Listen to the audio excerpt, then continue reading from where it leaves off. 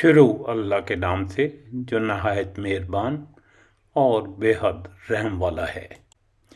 قرآن مجید کی ان آخری 2 صورتوں کے درمیان اتنا گہرا تعلق اور ان کے مضامین ایک دوسرے سے اتنی مناسبت رکھتے ہیں کہ ان کا ایک مشترکہ نام معوذتین ہے، یعنی پناہ مانگنے والی 2 صورتیں۔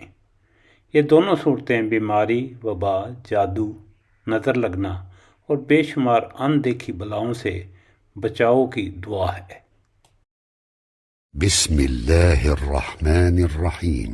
قل اعوذ برب الفلق من شر ما خلق ومن شر غاسق اذا وقب ومن شر النفاثات في العقد ومن شر حاسد اذا حسد۔ بسم اللہ الرحمن الرحیم۔ قل اعوذ برب الناس ملك الناس اله الناس من شر الوسواس الخناس الذي يوسوس في صدور الناس من الجنة والناس۔ مضمون بتا رہا ہے کہ جب مکہ میں حضور صلی اللہ علیہ وسلم کی مخالفت خوب زور پکڑ چکی تھی، یہ اس وقت نازل ہوئی ہوں گی۔ بعد میں جب مدینہ طیبہ میں منافقین، یہود اور مشرکین کی مخالفت کے طوفان اٹھے تو حضور صلی اللہ علیہ وسلم کو پھر انہی دونوں صورتوں کے پڑھنے کی تلقین کی گئی۔ اس کے بعد جب آپ صلی اللہ علیہ وسلم پر جادو کیا گیا اور آپ صلی اللہ علیہ وسلم کی علالت مزاج نے شدت اختیار کی تو اللہ کے حکم سے جبرائیل علیہ السلام نے آ کر پھر یہی صورتیں پڑھنے کی آپ کو ہدایت کی۔ مکہ معظمہ میں اسلام کی دعوت جوں جوں پھیلتی گئی، کفار قریش کی مخالفت بھی شدید ہوتی چلی گئی، جب تک انہیں یہ امید رہی کہ شاید وہ کسی طرح آپ صلی اللہ علیہ وسلم کو اس کام سے باز رکھ سکیں۔ اس وقت تک تو پھر بھی دشمنی کی شدت میں کچھ کمی رہی، لیکن جب حضور صلی اللہ علیہ وسلم نے ان کو بالکل مایوس کر دیا کہ آپ صلی اللہ علیہ وسلم ان کے ساتھ دین کے معاملے میں کوئی سمجھوتا کرنے پر آمادہ نہیں، اور سورہ کافرون میں صاف صاف کہہ دیا گیا کہ جن کی بندگی تم کرتے ہو میں ان کی بندگی کرنے والا نہیں، اور جس کی بندگی میں کرتا ہوں اس کی بندگی کرنے والے تم نہیں ہو، اس لیے میرا راستہ الگ ہے، تمہارا راستہ الگ۔ تو کفار کی دشمنی اپنے عروج پر پہنچ گئی۔ خصوصیت کے ساتھ جن لوگوں کے متعدد افراد، اولاد، رشتہ دار، عزیز و اقارب نے اسلام قبول کر لیا تو ان کے ہر گھر میں آپ صلی اللہ علیہ وسلم کو کوسا جا رہا تھا۔ خفیہ مشورے ہو رہے تھے کہ آپ صلی اللہ علیہ وسلم کو قتل کر دیا جائے۔ آپ صلی اللہ علیہ وسلم کے خلاف جادو ٹونے کیے جا رہے تھے تاکہ آپ صلی اللہ علیہ وسلم یا تو وفات پا جائیں یا سخت بیمار پڑ جائیں یا دیوانے ہو جائیں۔ شیاطین، جن و انس ہر طرف پھیل گئے تاکہ عوام کے دلوں میں آپ کے خلاف اور آپ کے لائے ہوئے دین اور قرآن کے خلاف کوئی نہ کوئی وسوسہ ڈال دیں، جس سے لوگ بدگمان ہو کر آپ صلی اللہ علیہ وسلم سے دور ہو جائیں۔ بہت سے لوگوں کے دلوں میں حسد کی آگ بھی جل رہی تھی۔ مثال کے طور پر ابو جہل، جس بنا پر رسول صلی اللہ علیہ وسلم کی مخالفت میں حد سے بڑھتا چلا جاتا تھا، اس کی وجہ خود بیان کرتا ہے کہ ہمارا اور رسول پاک صلی اللہ علیہ وسلم کے خاندان کا باہم مقابلہ تھا۔ انہوں نے کھانے کھلائے تو ہم نے بھی کھلائے، انہوں نے لوگوں کو سواریاں دیں تو ہم نے بھی دیں، انہوں نے عطیے دیے تو ہم نے بھی دیے، یہاں تک کہ وہ اور ہم جب عزت و شرف میں برابری کی ٹکر ہو گئے تو اب وہ کہتے ہیں کہ ہم میں سے ایک نبی ہے جس پر آسمان سے وحی اترتی ہے۔ بھلا اس میدان میں ہم کیسے ان کا مقابلہ کر سکتے ہیں؟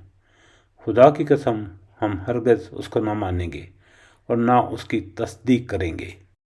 ان حالات میں رسول پاک صلی اللہ علیہ وسلم سے فرمایا گیا کہ ان لوگوں سے کہہ دو کہ میں پناہ مانگتا ہوں طلوع صبح کے رب کی تمام مخلوقات کے شر سے، رات کے اندھیرے اور جادوگروں اور جادوگرنیوں کے شر سے اور حاسدوں کے شر سے۔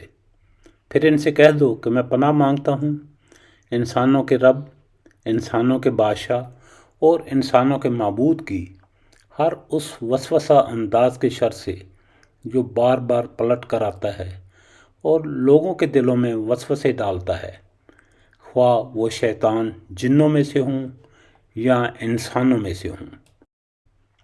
نبی پاک صلی اللہ علیہ وسلم نے دشمنوں کی دھمکیوں اور خطرناک تدبیروں کو یہ کہہ کر نظر انداز کر دیا کہ میں نے تمہارے مقابلے میں رب کائنات کی پناہ لے لی ہے، یہ کہ میں کلمہ حق کے اعلان سے ہرگز نہیں ہٹوں گا، تم جو چاہو کر لو، مجھے اس کی کوئی پرواہ نہیں، کیونکہ میں تمہارے اور اپنے اور ساری کائنات کے رب کی پناہ لے چکا ہوں۔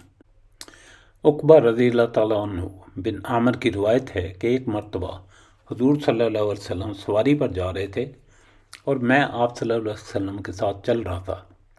میں نے عرض کیا مجھے سورہ ہود یا سورہ یوسف سکھا دیجیے۔ فرمایا اللہ کے نزدیک بندے کے لیے قل اعوذ برب الفلق سے زیادہ نافع کوئی چیز نہیں ہے۔ ایک اور روایت میں ہے کہ عقبہ رضی اللہ تعالیٰ عنہ سے یہ صورتیں نبی صلی اللہ علیہ وسلم نے پڑھائیں، پھر فرمایا نہ تو دعا کی ان جیسی اور صورتیں ہیں نہ تعویذ کی۔ بکثرت احادیث میں آیا ہے کہ رسول اللہ صلی اللہ علیہ وسلم ہر رات کو سوتے وقت اور خاص طور پر بیماری کی حالت میں معوذتین یا بعض روایت کے مطابق قل هو اللہ اور یہی دونوں صورتیں 3 مرتبہ پڑھ کر اپنے دونوں ہاتھوں میں پھونکتے اور سر سے لے کر پاؤں تک پورے جسم پر جہاں جہاں تک بھی آپ کے ہاتھ پہنچ سکتے انہیں پھیرتے تھے۔ آخری بیماری میں جب آپ کے لیے خود ایسا کرنا ممکن نہ رہا تو حضرت عائشہ صدیقہ رضی اللہ تعالیٰ عنہ نے یہ صورتیں بطور خود یا حضور صلی اللہ علیہ وسلم کے حکم سے پڑھی اور آپ کے دست مبارک کی برکت کے خیال سے آپ ہی کے ہاتھ لے کر آپ کے جسم پر پھیرے۔ آخری چیز جو معوذتین کے بارے میں قابل توجہ ہے وہ قرآن کے آغاز اور اختتام کی مناسبت سے ہے۔ اگرچہ قرآن مجید ترتیب نزول پر مرتب نہیں کیا گیا، مگر 23 سال کے دوران میں مختلف حالات اور مواقع اور ضروریات کے لحاظ سے نازل ہونے والی آیات اور صورتوں کو رسول پاک صلی اللہ علیہ وسلم نے خود نہیں بلکہ ان کے نازل کرنے والے رب کائنات کے حکم سے اس شکل میں مرتب فرمایا جس میں ہم اب اس کو پاتے ہیں۔ اس ترتیب کے لحاظ سے قرآن کا آغاز سورہ فاتح سے ہوتا ہے اور اختتام معوذتین پر۔ اب ذرا دونوں پر غور کیجئے۔